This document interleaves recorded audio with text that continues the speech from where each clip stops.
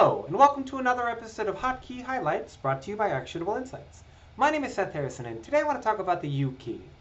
The U key allows you to copy from Underlay when you're in the Sketch tab. Now, we have an exact hacks video that fleshes out everything that copy from Underlay can do.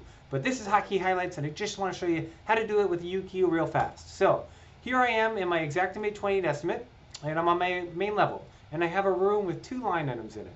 When I go to my second level, you'll notice that I have the outline from below. You can see down here it's saying auto below, but there's no room here. So all I'm going to do is hit the U key, and you'll see that it's already highlighted the copy from Underlay, and click this. Now it's going to bring up that room from below with the actual line items in it. So when I go to estimate items, you can see in room 1 there's 2 line items. In room 1, level 2, room 1, there's 2 line items.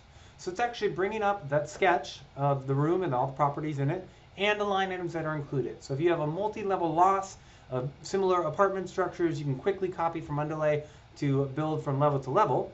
Now, of note, I'm going to go to this main level and delete this.